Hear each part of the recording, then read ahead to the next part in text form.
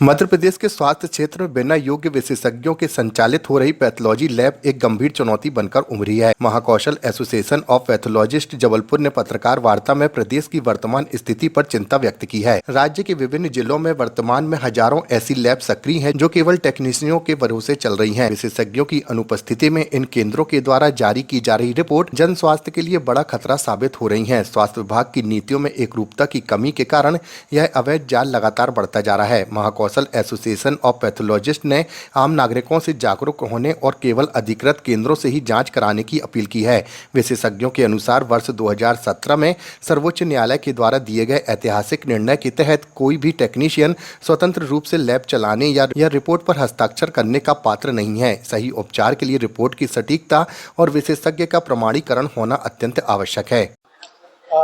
आज की जो वार्ता थी वो बेसिकली आम जनता को जागरूकता के लिए हमने वार्ता रखी थी कि जो पैथोलॉजी रिपोर्ट्स हैं वो पैथोलॉजी रिपोर्ट्स महज एक कागज़ नहीं है। उन कागज़ का वैलिडेशन होता है जो कि एक ऑथराइज्ड सिग्नेटरी होता है। जो ऑथराइज्ड सिग्नेटरी यानी कि जो पैथोलॉजी विषय में विशेषज्ञता रखता है, यानी कि MBBS के उपरांत MD, DNB, DCP जो पैथोलॉजी कोर्स होते हैं उसमें डिग्री लेने के उपरांत ही आप पैथोलॉजी लैब का संचालन कर सकते हैं।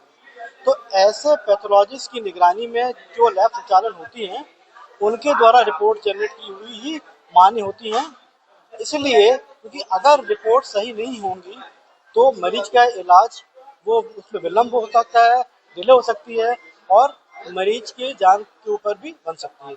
इसलिए ये आम जनता को हम ये जागरूक करना चाहते हैं कि वो ऐसे ही लैब में अपनी जांच कराएं जो कि डायरेक्ट क्वालिफाइड पैथोलॉजिस्ट की सुपरविजन में संचालन की जा रही है। बहुत सारी अवैध लैब हैं जो कि अनरजिस्टर्ड हैं, अनक्वालिफाइड हैं। इस तरफ भी हम प्रशासन को उनकी तरफ ये ध्यान आकर्षित करना चाहते हैं कि ऐसी लैब पर वो उचित कार्रवाई करें ताकि मरीज की जान का खिलवाड़ ना हो सके। और भी कुछ मांगे हैं जो प्रशासन के जो माननीय हमारे मध्य प्रदेश प्रशासन द्वारा 2 पैथोलॉजी लैब्स पर जो पैथोलॉजिस्ट का रिस्ट्रिक्शन किया गया है उस पर भी हम ये कहना चाहते हैं कि एक ही डिस्ट्रिक्ट में केवल 2 लैब पर पैथोलॉजिस्ट का रिस्ट्रिक्शन रखना भी अनुचित है, क्योंकि वो अपने समय अनुसार 2 से भी ज़्यादा पैथोलॉजी लैब का संचालन कर सकता है, वहाँ जाकर अपनी सेवाएं दे सकता है। महाकौशल एसोसिएशन ऑफ पैथोलॉजिस्ट ने आज एक पत्रकार वार्ता रखी थी। बहुत सारे भ्रम हैं जो आपस में पत्रकारों के साथ हम लोगों ने डिस्कस किए हैं कि जो पैथोलॉजी लैब्स चलती हैं, क्योंकि पैथोलॉजी एक बहुत महत्वपूर्ण विषय है जिस जांच से मरीज का पूरा इलाज निर्धारित किया जाता है। तो ये जांच जितनी सही होगी मरीज का इलाज उतना अच्छा होगा और मरीज उतने अच्छा से ठीक भी हो जाएगा। ये जो पैथोलॉजी लैब चल रही है उसके लिए एक पंजीकरण जरूरी है। बिना पंजीकरण के कोई पैथोलॉजी लैब नहीं चल सकती। उसमें एक रजिस्टर्ड डॉक्टर होना चाहिए जिसके पास MBBS के बाद का MD या डिप्लोमा इन क्लिनिकल पैथोलॉजी ये क्वालिफिकेशन होना चाहिए, वही लैब रन कर सकते हैं।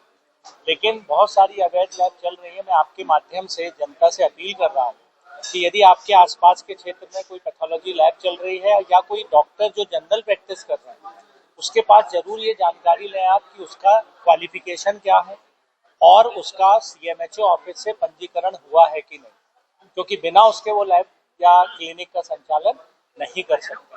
और ये जनता की मदद के बिना हम लोग नहीं कर पाएंगे। हम लोग तो चाहते हैं कि जितनी अवैध क्लिनिक चल रही है जिनको झोला छाप डॉक्टर बोलते हैं और जितनी अवैध पैथोलॉजी लैब चल रही है उनको बंद किया जाए, लेकिन उसमें सबसे बड़ा योगदान आम जनता का होगा जो हमें जानकारी दे, क्योंकि हमारे पास इतना अमला नहीं होता कि हम जगह जगह जाके ये देख पाए कि कौन सी वैध है कौन सी अवैध।